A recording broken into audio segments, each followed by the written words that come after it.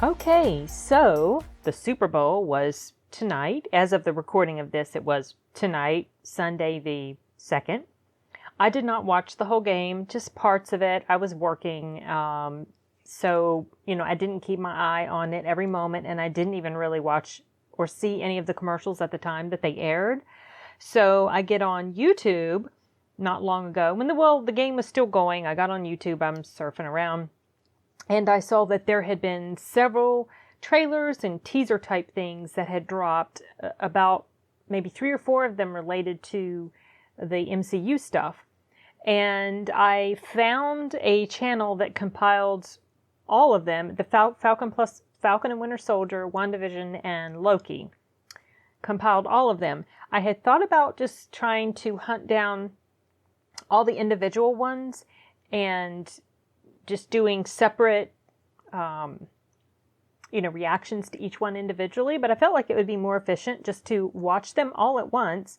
I'll probably pause in between, and if I do pause in between, maybe I'll cut it up into separate videos. I don't know, because people might not want to sit through several minutes of me yapping, because this video alone is a little bit more than 4 minutes. So, it's going to be at least that long, plus if there's anything I feel like I want to talk about while I'm watching it. So let's go ahead and start.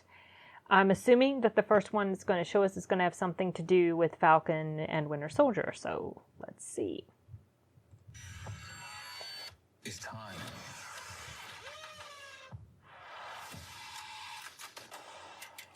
Everything's... Oh, that guy again. Welcome home. Oh, this is a combo. Vision residence. Oh, it's like a... I'm gonna burn this place to the ground. What's going on, guys? Welcome That's it. to Everything Confirmed. Well, crap. Okay, well, I did not realize that the entirety of this video was going to be this fella's, I guess, examination of it or his thoughts. I thought that the actual stuff was much longer. This was only just a teeny little tiny teaser, and that feels like, like only a couple few seconds of each one, and there were 3 separate ones that they were showing here. That is not fair. That is not fair. I do not approve of that at all. And I don't want to keep going, because it's all, this is just, he goes back through the stuff. Okay, so, and I was thinking like a big dope that there was going to be actual pauses that I could have, and no, that was not the case at all. Well, okay, scratch that. Well, we didn't get enough of a taste for me to really have formed any sort of, strong opinion about it, if what I'm looking at was actually what played during the Super Bowl, the commercials. I would say that I'm interested for sure in these. I don't have Disney Plus, but I'll find a way to watch these. I'm still not super thrilled about, I loved Endgame, but it never really set right with me that Steve gave Falcon his shield and passed along the mantle of Captain America to him. That never made sense to me, because Falcon, he's not a super soldier. He's not super strong. He just has his wings. He's been in the military. He knows he knows fighting. He knows combat. But there's nothing super special about him with regard to his physical strength. And so I know that he was Captain America at some point in the comics, but Bucky was too. And to me, it makes more sense that the shield would first go to Bucky. And I understand, apparently, Sebastian Stan has been, snarking. Well, he hasn't really said anything directly, but indirectly through something that he retweeted or posted up on his Instagram or something. He's kind of been, snarking about that.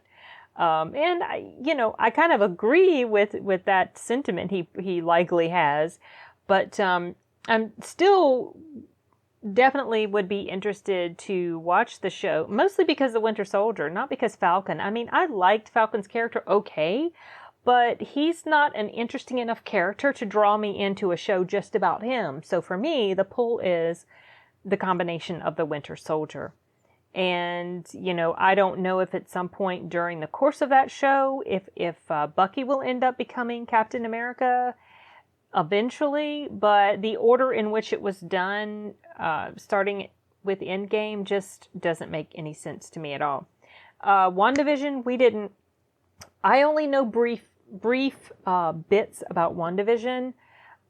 Someone explained it to me, maybe my brother, about how she's created this, this alternate reality in her mind or something like that because she was so mentally affected by what happened with Vision. So everything that happens in WandaVision is like going to be just in her mind. Which, you know, I don't know. I mean, when you know something's only in the mind of a character, it's kind of hard to really feel a super strong pull to that sort of thing. I mean, unless there's going to be some way for this stuff to integrate itself into the real world outside of this little mental reality she's created. I don't know. We'll see. Loki, well, there was not enough to let me form any sort of idea about it at all. I have no clue what the premise of the Loki show is going to be. Well, no, wait a second. I think I saw them say something about how that it takes place with the Loki that survived in Endgame, the one who took the, what did he take? Did he take the briefcase with him? It was the briefcase, right? He took the Tesseract, is that what it's called? Whatever, that thing.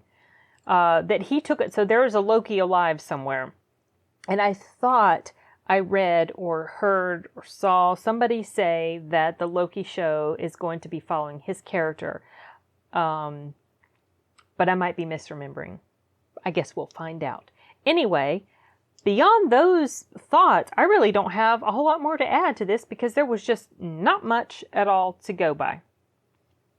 So, yeah, that was disappointing. Okay, signing off. Bye.